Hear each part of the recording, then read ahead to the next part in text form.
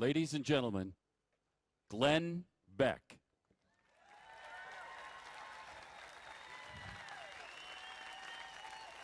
Well, hello, and welcome to Jerusalem One Step Closer. Have you had a good day today? It's an amazing land, isn't it? Amazing land and amazing people. I have to tell you why we're here.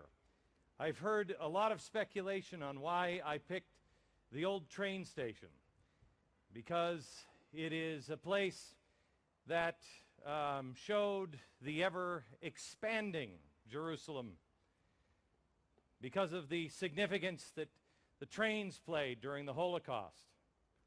I'll tell you the real reason why I picked it. There's not very many places that will hold this many people. And when you have 3 events, you run out of spaces that hold this many people after the first event. So welcome to the old train station. I'm glad you're here. Tonight, we have quite an evening for you. It is an evening to remember, and there is a method to my madness, and I'll explain that here in a second. And we also are pleased to have some very special guests with us tonight, and you're going to see a film that I'll explain here in just a few minutes. But first, for a opening blessing, we have Rabbi Rothschild here. Rabbi. Welcome, Rabbi.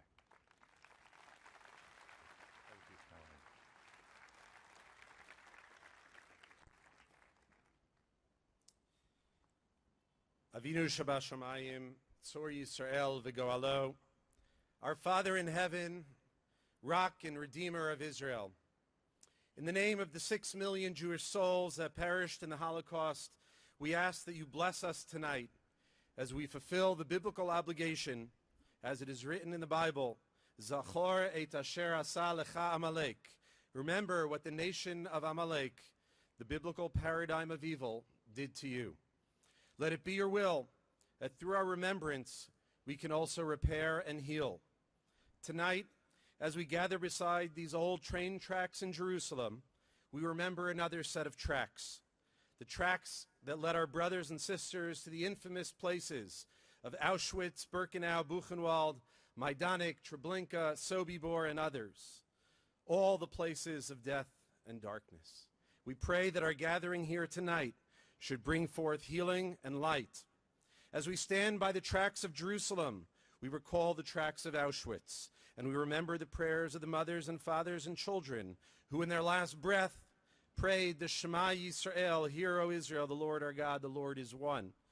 We pray that we not only remember their deepest prayers in the darkest moments of the world, but that we redeem those prayers, that in their memory we construct a better world filled with good godliness and goodness. As we stand by the tracks of Jerusalem, we recall the tracks of Auschwitz, and we remember the refusal of the free world to bomb the tracks that brought millions of innocent people to their death. We remember the deafening silence of an apathetic world, a world that sat idly by as millions of Jews and non-Jews were tortured, murdered, and burned. As we stand by these tracks in Jerusalem, we pray that the silence of the past is met with a multitude of voices in the present. Voices of our friends who are brave and courageous. Voices for truth, for freedom and justice. We ask our Father in heaven, who neither sleeps nor slumbers, to bless and protect our great friend, Glenn Beck, who confronts the past and refuses to be silent in the present. We ask that you continue to give him strength, even in the face of those who would have him silenced.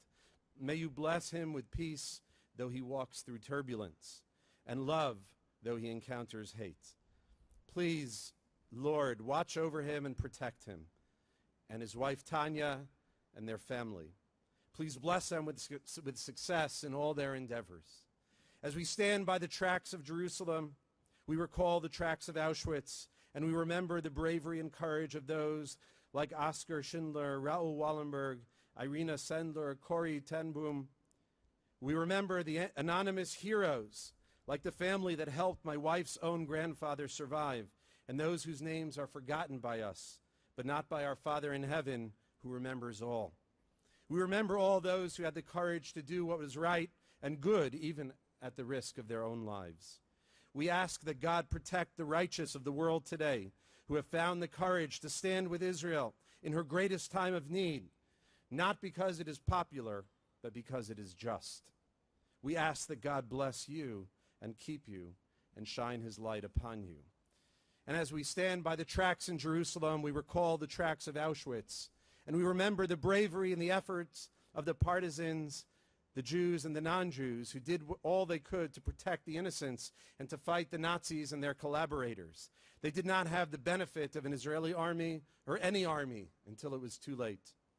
As we stand here in Jerusalem, we remember their struggle and remember the struggle of today's Israeli soldiers who are in harm's way at this very moment in Gaza, by the border of Egypt, the border of Lebanon, the border of Syria, and wherever they may be. We ask God to bless the soldiers of the Israel Defense Forces, the Army of the United States of America, and all the young men and women fighting for freedom and justice everywhere in the world.